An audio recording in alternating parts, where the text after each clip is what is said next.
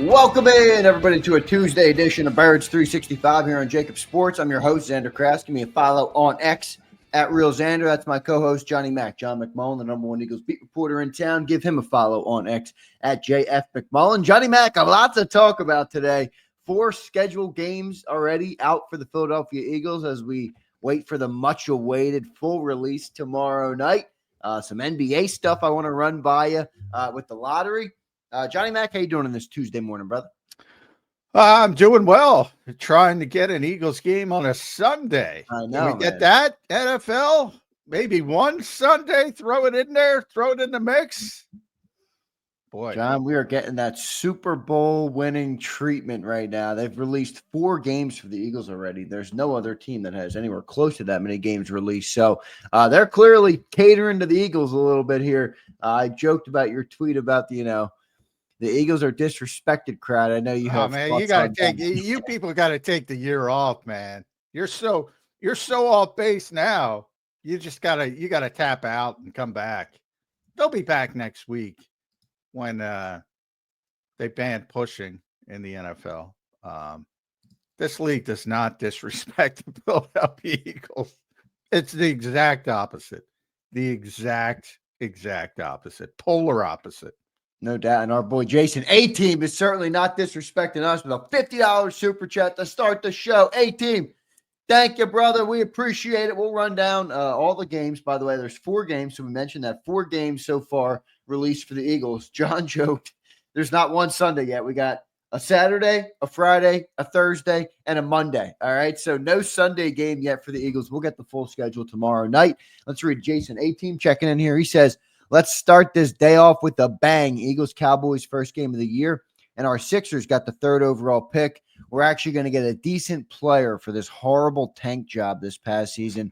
Starting with the Cowboys, can't beat it. Yeah, I thought Eagles got some options, or the Sixers, got some options there at that. Yeah, I mean, I don't follow the NBA draft like I once did, but I do know there's 2 Rutgers kids that are supposed to go 2-3. Yeah, Ace Bailey's who I think we'll end up with. He's a really good player. Yeah, I that harkens me back to the Ben Simmons days, and like you got 2 players like that who are going 2-3 in the NBA draft, and you're not more successful. What is going on at Rutgers basketball? Right. That concerns me a little bit. Look, I'm used to the Sixers, screwing things up, so I sort of default to they're going to screw it up. I don't know how, but they're going to screw it up. Yeah, we'll talk about the lottery in a little bit. I want to get to these games first. John, I'm sure, has some thoughts on the lottery. We'll talk about that a little bit. That was an interesting thing for those who follow the NBA. All right, so here's the 4 games for everybody wondering. Yesterday, we talked about the Eagles-Cowboys. That's the opener. That's week 1. That's Thursday night football on September 4th under the lights in Philly. Obviously, banner drop the whole 9 yards. Then you have Week 10, which came out this morning. Week 10 is a Monday night game. It's Eagles at Packers in Lambeau. That's November 10th, and that'll be Monday night football. So 2 night games to start. And then also what came out yesterday was a division game, Week 16, Saturday versus the Commanders. Conference game. First is Black Friday. Well, yeah, I was just doing them in I'm sorry. I didn't do them in order. I'll give them in order when I'm done. Saturday versus the Commanders is a division game. That's December 20th. So the Saturday before Christmas, maybe setting up the Eagles to play on Christmas. We'll see. Saturday. And then you have Black Friday, as John mentioned, conference game versus the Bears. Week 13, November 28th. That's Friday. So again, a Thursday, a Friday, a Saturday, and a Monday. We have yet to get a Sunday game, but those are your 4 games. So week 1, Eagles-Cowboys. Week 10, Eagles at Packers. Week 13, Black Friday versus the Bears on Friday, November 28th. And then week 16, Saturday, Eagles versus Commanders, December 20th. Those are your 4 games so far, Johnny Mac. Yeah, from a football standpoint, I think that December 20th game at Washington could be a big one if everything goes as we think it's going to go. Yeah. And maybe you'd like the home and home to be early there and late here, but it's not gonna work out that way. December 20th down in whatever they call FedEx Field. They don't call it FedEx Field anymore. I don't know why anybody would want to put their name on it, but I apologize for that. Well, they got a big new one coming soon, don't they? They're going to be set up because Josh Harris cares about that organization. But so that potentially could be a really big game. A lot of speculation because of what happened last year. What Christmas on Wednesday. So they had the Saturday teams. They had 4 teams that played on Saturday, and then they played on Christmas. So the Eagles are set to play, the Saturday before Christmas, as we just mentioned, with Washington. So there was a lot of speculation that it would be Eagles at Packers on Christmas Day, which would be worse because you're talking about December in Green Bay, which could be really bad from a cold standpoint. Whereas November 10th, where you got to go to Green Bay, it still might be brutal. You never know with northern Wisconsin, but better chance to have at least a half decent day. Yeah. From the standpoint. So I think that's a positive.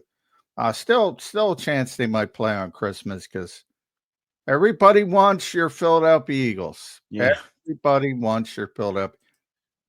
Yeah. So the disrespect, take the year off. No doubt. The only game that is the only game so far that is away is Eagles Packers that we know. All the other 3 games are home. I see my boy Wayne asking, is the Bears in Chicago or Philly? That game is in Philly. Yeah, so that's in Philly on Black Friday, the day after Thanksgiving. So we'll see about that. And then obviously the Christmas game, the reason that we're speculating they play on Christmas is it's a Saturday. Christmas is a Thursday this year. Thursday. So they have more, they have they a give them Thursday that game extra there. day, yeah. They have a little bit more wiggle room. So that's why I speculated that yesterday, but it wasn't by any stretch 100%. But if they carried it over, but that extra day means a lot because they talked themselves into Thursday being normal, Right. even though it isn't. So but Eagles are the Eagles, and they might get Christmas Day anyway. So just because it's not against the Packers doesn't mean they won't play on Christmas. Yeah, we'll see. We'll see how that shakes out. Again, full schedule release is tomorrow night. At this rate, we're going to have the whole schedule for the Eagles before that even gets here. We already got 4 of the games. So that's the rundown on that. We'll give you guys an update on all the other things as well. Yesterday, John, and we'll go through each game. I just want to get through the news this morning here at the start of the show. Eagles signed Drew Kendall. So, John, where are they at on the rookies? They had 10 rookies. They got 6 of them signed. But nothing to worry about, obviously. Nothing to worry about, but just giving the update. Yeah. Is Jihad Campbell signed yet? No, right? No. The top guys, Jihad, Andrew McCuba, Ty Robinson, and I believe Cameron Williams is the one holdout from the day 3 guys. And not that he's holding out, by the way. I shouldn't have said that word. Yeah, it just hasn't come to the deal. Hasn't happened. Just for clarity, John, because I was wondering this as well, because I saw with Shamar Stewart in Cincinnati, he didn't do their rookie camp because he hadn't signed the contract yet. What does hold these up? I know it's not something to worry about, but I thought it was all basically legislated by the CBA. What is going on? Like, what does get in the way? Is it little things? Is it injury things? Like, what gets in the way of maybe stopping someone or slowing the contract? Well, in the case of the Bengals, and I don't know, the Bengals have a history of, being the Bengals. I know. Everybody gets an injury waiver, basically, to participate in rookie camp. If they haven't signed, a lot of guys signed. The Eagles signed for that day before they got on the field. So it didn't matter for them. But the 6 guys who hadn't signed at that point all signed waivers. Jihad Campbell obviously is injured anyway, so it didn't affect him. But say somebody like Andrew McCuba, so he's there's no risk from his standpoint, and that's what. So when that happened with Shamar Stewart, and I think it happened with somebody else on the Bengals as well. a lot of people raise their eyes and like, what are you doing, dude? Because it's just, business as usual around the NFL. A lot of guys aren't signed that quickly, and they all participate. Evidently, and again, I haven't confirmed this, evidently there might be some differences in Cincinnati, and they don't have the same wording that puts some more risk on the player's standpoint if something horrible happens. Right. So everybody jumped down his throat. There may be more to that story. Yeah, we got people jumping down his throat right now in the chat. I don't know. I said to somebody who said that to me, I'm like, it's the Bengals.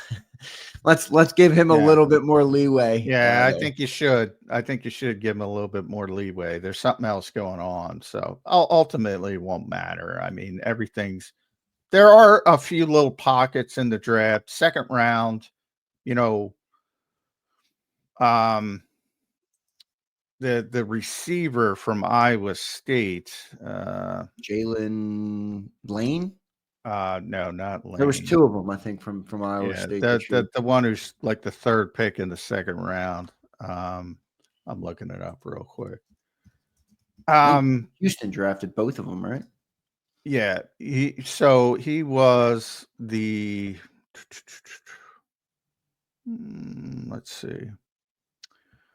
32 was Jaden Higgins. So so he was the second pick. That's what I was looking for. Yeah, gotcha. He was the second pick in the second round behind Carson Schlesinger from Cleveland. Ironically, by the way, other than Jeremiah Owasu Koromoa, who's a very good player. He's not going to play this season, so he's going to get on the field right away. A lot of bad news in Cleveland, but I digress.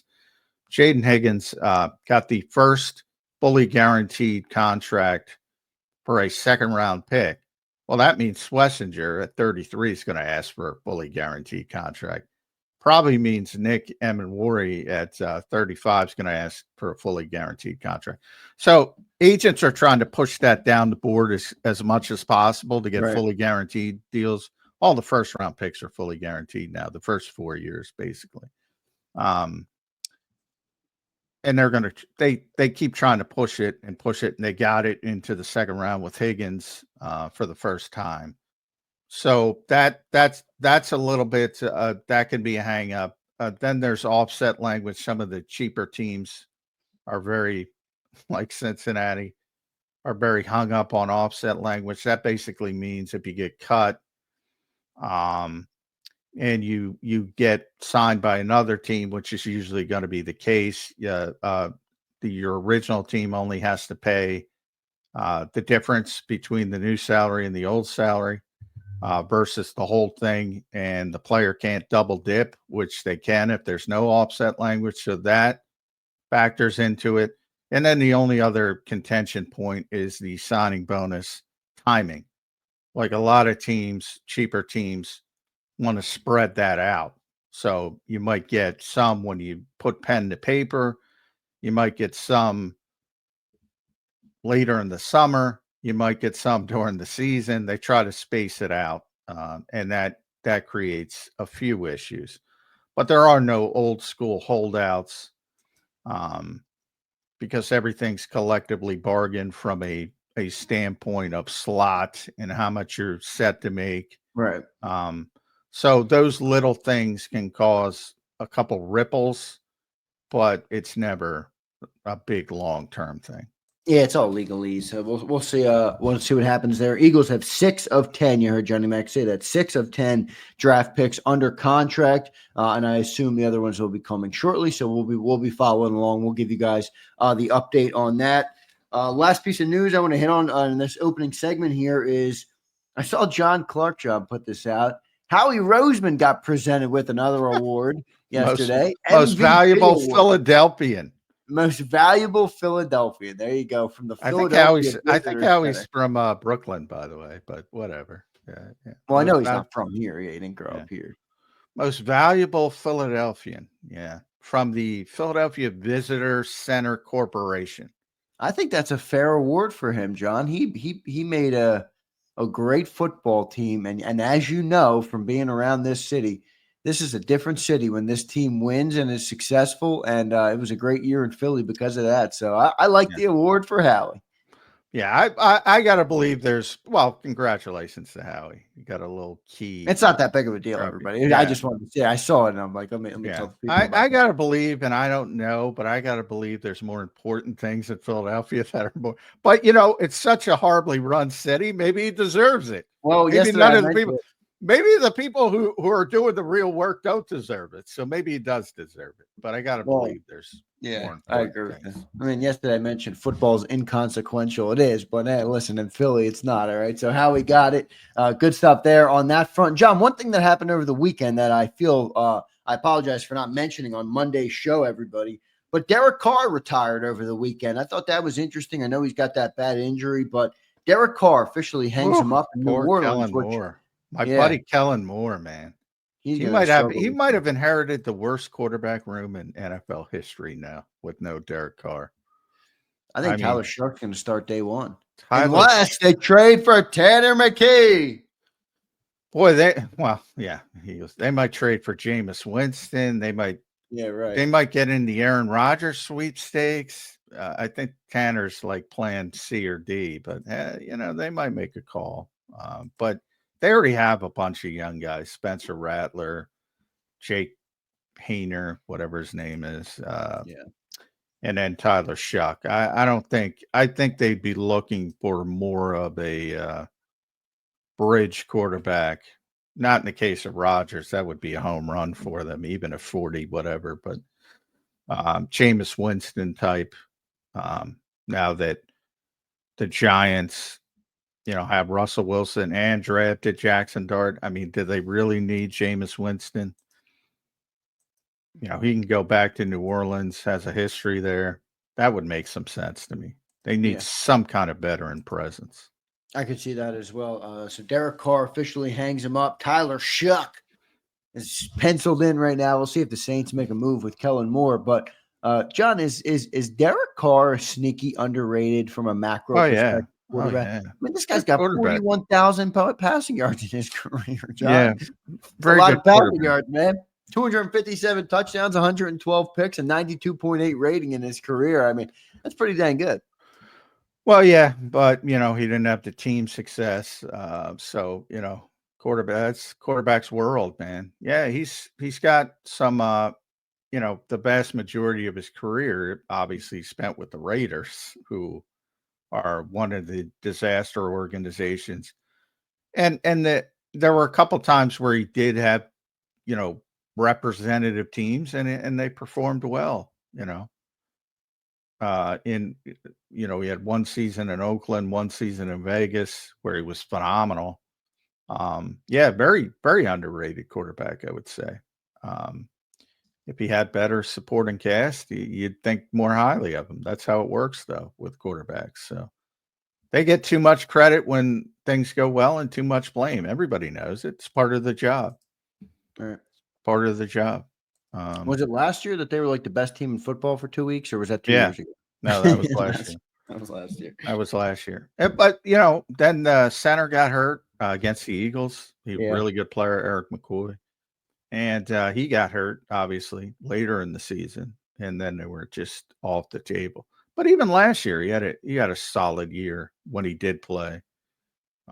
Yeah, he's just a good quarterback. Not great, just a really good professional quarterback, I would describe him as.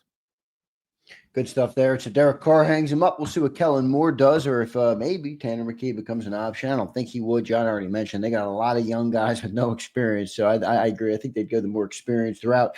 But we will see on that. John, we did open up on all the football. We're going to get into each of the 4 games. We'll keep you updated, too, if anything else comes out on those games. But before we do that, I did want to talk about the NBA lottery real quick, just because it's it's May here, and I want to talk about some of the other sports in the world, some of the other happenings in the sports world.